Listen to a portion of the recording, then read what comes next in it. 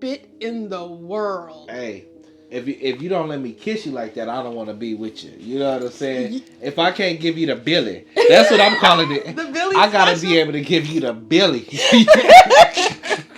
Welcome to New Watchers on the Wall, where two crows sit on each watch by the sea and we review shows. Today we're talking about episodes 7 and 8, the season finale of season 1, Outer Range. Yes. And these are most definitely, in my opinion, the top episodes that we've seen on this show. Yeah. Pacing was amazing. I love the shots that they had in multiple times throughout the different episodes. Just really good stuff. It starts off with, of course, Perry. He's going to jail. And it's because, of course, he's admitted to killing the Tillerson brother. And at this point, he's in jail and he's talking with the sheriff, and they have a moment. And she inquires about Rebecca because she's probably thinking that if you killed the Tillerson brother, You know, do you know where Rebecca is, basically? Like, you must have done something with her. And it's really interesting to see how inquisitive the sheriff is, because she really, you could tell she lost a lot of respect for the Abbott family, period. And she doesn't believe anything that they say. And at this particular point, Perry is bailed out of jail, and we know that he's bailed out because his mother puts up the entire ranch, which is crazy. I would not do that. That is something that is not even on the table, especially if I know you did it. Like, what am I putting my ranch up for? Like, I don't. Yeah, I would be really hard pressed if I had some land or something like that, and I knew that you committed a crime, and not only just committed a crime, but you did a crime that you would probably want to run away because you did a serious crime. Especially if there's a giant hole in our land that you can just jump into and just run away from. Like, and you know, the other thing I was just kind of thinking about too, and we were kind of laughing about it as the episode was going on, is somebody who murders somebody and you admit to it. I seriously doubt you even going to get the opportunity How to did even he get post bail? bail. But you know, it is Wyoming, so which is you know, really crazy to me. And it transitions to the sheriff, and she's at the Tillerson's home, and she's like, "Yo, we caught him. He admitted to the murder."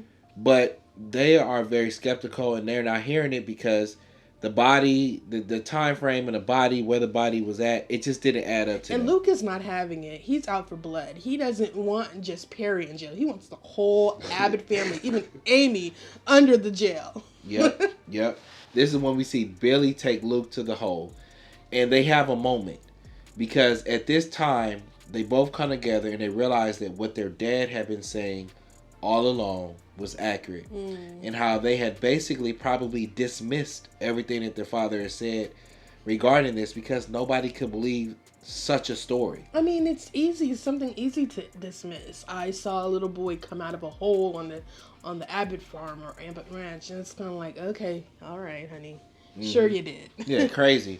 And it transitions to Autumn, and she meets Rhett at the bar, and they have like a very rigid conversation. But the thing that stood out to me when they were having this conversation is that Rhett tells her that Perry posted bail or something to that effect. And Autumn has this smile and glee on her face, and then it gets really red. And it's almost as if I was waiting on Autumn to do this. Excellent. Like what is that character that would do that? Mr. Burns. Yeah, like I was waiting. It was almost a look on her face like my plan is coming together. Because it was like, now I get to get this ranch. You know. But in my mind, it's like, how would she know, okay, I'm getting the ranch? Because like, she had the money. Well, go ahead. So, but how does Perry factor into this? In her mind, how does Perry, I was going to say her father, how does Perry factor in this plan? I was thinking that, go ahead. I think we get it, like, at the end, like, okay. Yeah. I think she was, but if you notice when she said that, she immediately left, and that's when she went to look for Perry, and that's when she immediately wanted to show him the hole. It was almost like she was working this plan. You know, she was working this plan, because she literally, as soon as she finishes that conversation at the bar, she smiles, she leaves. And Gotta go. Yep. And she goes and she finds him. And this is when we see, you know, Cher, she's having dinner with her family, and Frank comes over and he's like, "Yo, you saw that murder, but you still haven't come over here and see this mastodon." You know, he's all about the mastodon. Crazy. So she's like, "All right, cool. I'll come by and check it out later on after I finish, food eating with my giant family." Yeah, that was a huge burrito on my plate. Low key, I'm like, damn, I need that burrito in my life. You know what I'm saying? It looks so good too. And it transitions to a weird scene with Cecilia dealing with the bear again, and this time she actually executes Mother Bear. Yeah, using the longest shotgun I've ever seen in my life. It looked like a Looney Tunes, Elmer Fudd, Foghorn Leghorn, the longest Looney double Tune, barrel. Like a flag should have popped out when she pulled the trigger. Yeah, it was just ridiculous how big it was. Yeah, and she shoots the bear, and many have kind of said this bears kind of represent some of the biblical passages or terms that you see in the Bible when bears are used and things like that. But I also think that they're trying to show that she's cracking. She took the baby bear. She's definitely cracking. Yeah, she took the baby bear, had it in her shed, made the baby bear bite her hands. I just really think we're starting to see how the situation is affecting every single person. And this is when we see that crazy kissing scene between Autumn and Billy. Like he meets her at the hotel, and they have this moment. He's like, "Yo, I ingested some of the dust. I had some visions, and I saw you. I'm down, girl. I'm down. He ready. I'm here for you. What you want?" Let me just say this: if you ever in your life try to kiss me like that, it's over for you. It's curtains for you, because I swear I have never seen ain't that much spit in the world. Hey, if you don't let me kiss you like that, I don't want to be with you. You know what I'm saying? If I can't give you the Billy, that's what I'm calling it. The Billy I gotta special? be able to give you the Billy. If I can't give you the Billy special, I don't want to be with you. We've been kissing wrong this whole time. Our whole lives, you know what I'm saying? Whole life. But it's almost like they create like this truce. And she's, she digs in on the skin and puts an A for the Abbotts. And shout out to the multiple camera angles that we got of this. And it just was starting over and over just from different angles. And thanks, cameraman, for that visual. But you want to know what? I feel like that was a well shot scene. And I don't think anybody would have expected to see that. And I just love cinematography. It was giving Spike Lee. And the uniqueness of, just like how Spike Lee is famous for that stagnant scene where it's like you're moving but you're still. Yeah. We see that in his movies, or even what's the gentleman, Steven Spielberg, with Jaws and other movies where the dolly zoom feature where it's like the background is zooming in but you're still stationary. Yeah. There's certain shots that people do that just resonate with you, and I think they did that, and even more so with the later kissing scene, but we'll talk about that later. We have to. Yeah. And this is when it transitions into Luke trying to kill his father. Like, he's on top of his father with a pillow, literally smothering his father to death. What is it with rich people killing their kids and killing their parents? Like, it's just something so easy for them. Oh, I think I'll smother my father in his sleep today. Like, what is that? What was the game plan? Like, absolute craziness. And, he's smothering his dad, and his brother walks in and is like, "Yo, get up, Pops," you know what I'm saying? And saves his dad. But at that moment, I'm trying to figure out, I keep going back and forth as to why he was doing it, because he wasn't getting the land. It was relatively clear who he wanted, to get his assets, which was Billy. Maybe it was out of just anger. You know what? You might be right. You might be right about that. Because if you think about it, he's been the one who's been super into the ranch, the day-to-day operations, wanting to follow in his dad's footsteps, very adamant about, remember the first episode saying, yeah, this is you're on our land, blah, blah, blah, you're going to give it back to us, and just very business. Like, this was his business. He made the ranch his business. So, yeah, he's going to be angry. Yeah, I agree. But just, wow, to sit up there and strangle your own pops. And this is when we see Sheriff. She visits Frank's land, and she's starting to walk, and we see a trail of that dust stuff that we generally see. I wonder where it came from. Good question. I want to know that as well. Did Frank put it there? Because he kept trying to get her to come. did Frank put it there. But as she's walking, she can tell something is happening, but we don't know what's happening yet because they reveal it in episode 8, but something is happening, and then it transitions to Royal and Perry, and Royal finally shows Perry this hole. And Perry is upset. He had a previous conversation with his dad about, do you have any idea where Rebecca is? Because Autumn had told him about this hole, or told him something about it. And you can tell that Perry was starting to maybe get an understanding of where Rebecca probably was, and how his father was withholding information that maybe could have been beneficial to him. Mm-hmm. And this is when we see Perry jump down the hole. He said he didn't believe him either when Royal said when they were talking. He didn't believe him. Yep.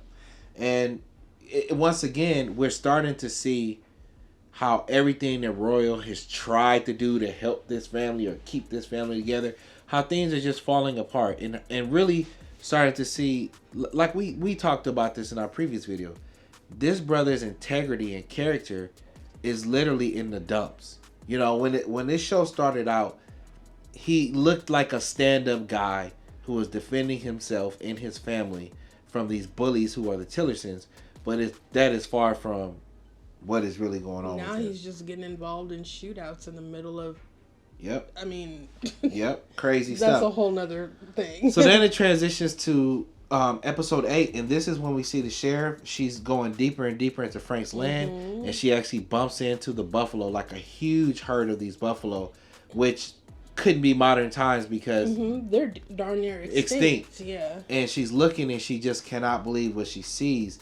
And I feel like her understanding of what is going on in this town is starting to be expanded as well. It's kind of like each person is getting shown something within their purview, in their, I don't want to say cultural, but like something that they can understand to help them see that this is real. And for the sheriff being, a native, indigenous person, of that area, she's seeing this buffalo that, like hundreds, like a huge herd, which is they're almost extinct, so for her to see that, it's kind of triggering her mind, like, oh, this is real. And there's another moment where she's like, whoa. She actually sees them, actually other Native Americans hunting and stuff, which is was probably an amazing sight to her. And this is when they have, to me, I feel like it was an important moment. And you were like, why are they talking about these owls? But, that's when we see Billy. He's talking about how him and his dad used to name all the owls. And once again, to me, it's showing how they had a closer bond together than what Luke and Mr. Tillerson had, Wayne Tillerson had. But then they get emotional when he talks about how they named one of the owls after Luke. And he kind of gets, they have like a moment.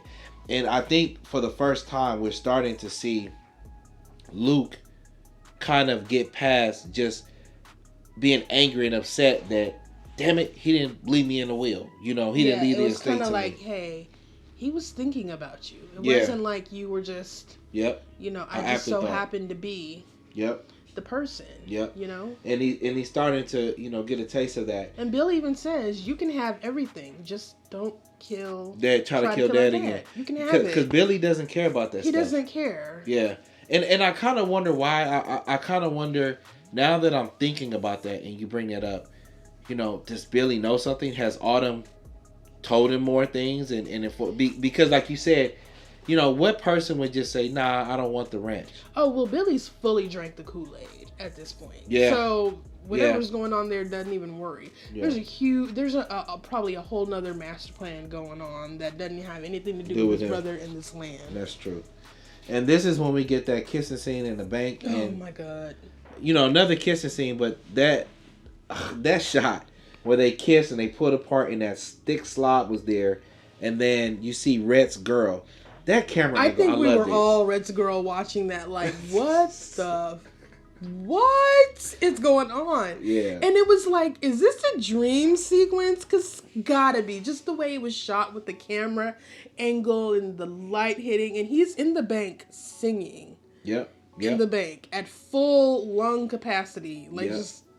I mean, I loved it, man. And some people are like, what's up with all the singing? I really like this show. We'll talk about it more at the end. There were times at this show where things were just kind of dull. You know, just things are happening, but it wasn't interesting. Yeah. And Billy brought some flair. You know what I'm saying? Yeah, I think they were trying to use Billy as, something to break the tension or, comic relief. And but even it didn't work like it should have worked. The timing would be kind of off, but I liked it. I see what they were trying to do with him in the singing. But I also think that they were trying to capture, I don't want to say the weirdness, for lack of a better word, the weirdness, because his personality, his weirdness, or whatever you want to call it, would make him more apt, in my opinion, to see things beyond what's really there. To be able to see the supernatural, to be able to see, you know what I'm saying? I think I know what they were trying to pull off with this character in this show. And there's another character who they played perfectly. It's Lakeith Stanfield and character Darius in Atlanta. That is how you do that character, that type of character. He's very kind of things come as they go, has a broader understanding of things, and it's kind of breaks up he's comic relief, kind of dry tone of a type of funny. I think that's where they were trying to go with this character, and it's kind of hard to do that, I think, in this type of setting. Possibly. And this is when it transitions to Rhett, and he's doing his final bull run. And he gets hurt, but then he ends up doing well at the end. But this is when we see Amy leave and get up, and she bumps into her mom, who's been gone for nearly a year. But the thing of it is that the hole is closed. Yeah. So where are they going? Like I said, you don't have to necessarily go to the hole. I guess the sheriff kind of proved that. Maybe that's why. Maybe that's why they spent all that time showing us the sheriff. But and then the other thing, now that you asked that question, that dust. They were very particular in showing that trail of dust. So I've always said this. I feel that people can actually control how they go back and forth in the time. I think that why Autumn wanted that necklace so bad, I think it has something to do with being able to control it or get back, or whatever. And the same thing with that rock that Wayne had. I think that there's a way for people to control it, and maybe in season 2 we'll see how people are actually able to control it instead of just jumping in it and you just end up 50 years in the back or 50 years in the front or whatever. I really think that people can control it, and I think Rebecca, just like Autumn, probably knows how to control it and get back or whatever. But we'll have to see if we get a season 2. So she leaves off with her mother, and this is when we have that epic kind of western scene where Royal and Autumn and Perry get into it, and they're like driving, shooting at each other. This scene was just so much, so much going on, and it just felt really out of place. And I guarantee you that if you got a person to watch this show, the first episode and then the last episode, you would think that they're just two different shows. It just felt to me the way that the last couple of episodes went, that this came out of nowhere.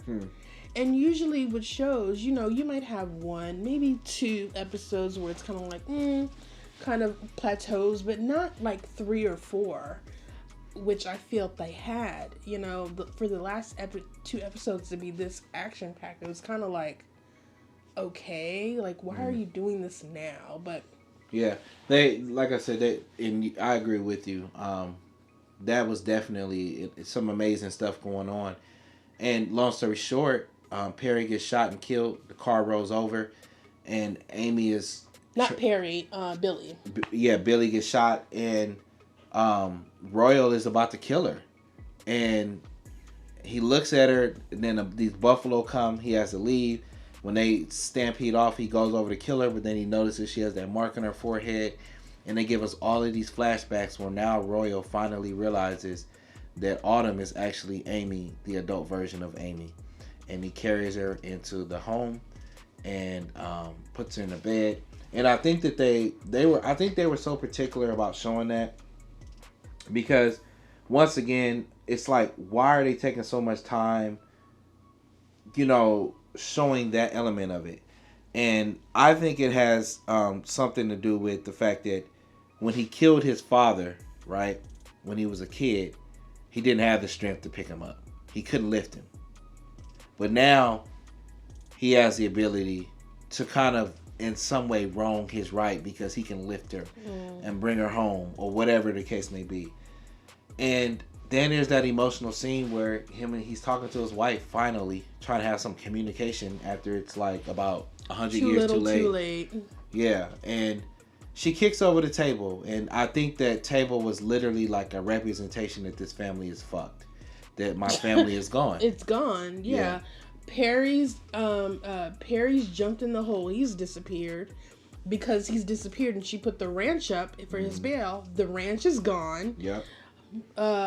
Rhett is leaving with his girlfriend, probably after the car accident. Anyway, Amy's disappeared, and Rebecca's been gone. So all she has is Royal. But Royal's been keeping secrets and acting, and they don't have a good relationship. No, so it's they don't.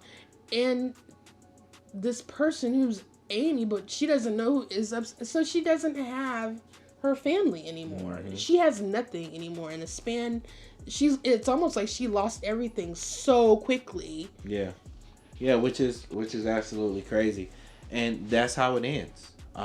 Which is really sad. It is sad, but I think like we were talking about with the show From, they gave us plenty of opportunities of how they could take this show if they decide to get a season 2 and push it forward. So quickly, because the video is getting kind of long,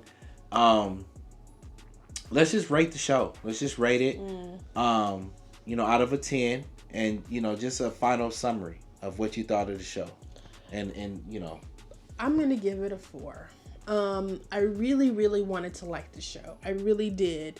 It started off really good, but then it just kind of plateaued and it never gave me what I wanted from the characters.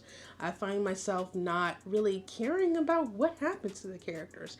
Even if the characters are unlikable, that's not the issue. I can love unlikable characters, but I just did not find it in me to care about what happened to them. And also too, this is almost as well, I feel like this show would be better if I was actually reading it like in a book, the way it's paced out, than actually watching it on a show. So I mean, it was kind of really hard to watch episodes every week because it just kind of I just didn't enjoy it. I mean, Royal, I felt like needed more dialogue. Cecilia needed more dialogue. I just felt like a lot of the dialogue was lacking in the show. But I definitely won't be.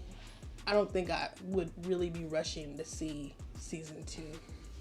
And it's interesting that you say that, and I can respect it. I'd rate the show much higher than what you rated. I give the show about a 7.7, 7.8. But I hear where you're coming from, because when you watch different groups, the Facebook groups or Reddit groups or whatever, this show is kind of polarizing in that you have people that love it or they hate it. You know what I'm saying? There's very few in between. And it was interesting. One post stands out in particular. I remember somebody was like, I gave it 2 episodes and I was done with it. They was like, I'm not giving it no more of my time, right? And I think there was a time in the show where there was about 2 or 3 episodes where it was slow. There was a lot of slow shots, just staring at stuff, looking at scenery, looking at somebody's face for 30 seconds. And it was like, okay, let's go. But I think the last 2 episodes where they picked up the pace really I think it generated so much interest. To me, it was just too jarring. Because it was, I mean, I could see that, but then I was expecting it to really pick up, because I was like, it's gotta pick up. They gotta, give us some stuff. But I do appreciate that we got some answers. We learned what Royal was about. We got some answers about Amy and things like that. So, those things were good. Like I said, there were several things, different camera angles that I just loved, different shots. I think how they would just throw things in there quickly at times, like Billy singing in his drawers. Like, who would have thought we would have saw Billy singing in his drawers? But it's those little things that, like, I think about that kind of made the show. The long kisses scene, that really kind of made the show. Different things like that. But so overall, I enjoyed it. If they give us a season 2, I'd check it out. I'm interested to see where they go with it. What shows are you guys watching? What did you think of it? Out of a 10, what would you give this show so far? Yeah, please share it with us in the comments. Please don't forget to like, share, and subscribe. And we will catch you later. 1, 2, 3. Welcome to Science.